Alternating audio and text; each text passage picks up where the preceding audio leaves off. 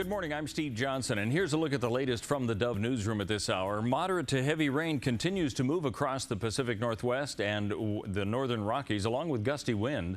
Flash flood watches in effect for portions of Washington, northern California, and central Idaho. Scattered showers were reported yesterday in northeastern Oregon and southern Idaho, with wind gusts of over 90 miles an hour reported in western Oregon.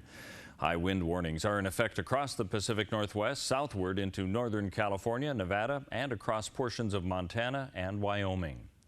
A new AAA survey of driver education teachers has been released, and it shows new teen drivers exhibit a greater degree of unsafe driving behavior due to the presence of more distractions in vehicles and lower interest in gaining experience to qualify for a license.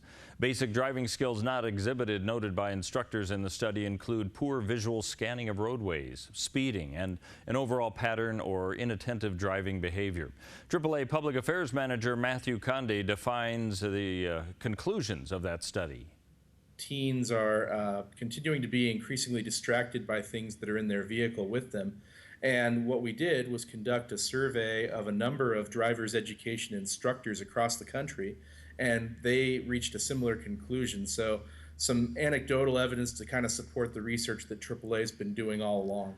AAA recommending that parents review distracted driving laws with their teens. Prohibit cell phone usage in cars by teens is also on the top of the list.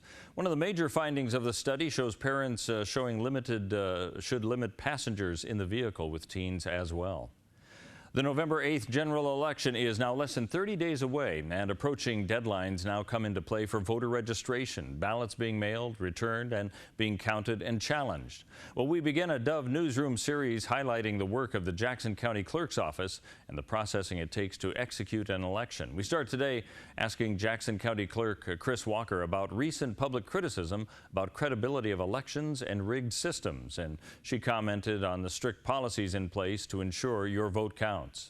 We're here to make sure that your right to vote is exercised, and we have very strict rules about how we have to handle these ballots.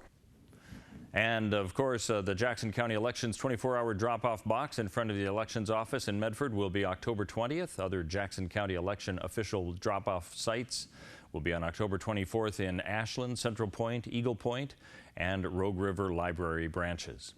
Let's take a look now at the weather scene and what we can expect this weekend. It's going to be a wet one for sure.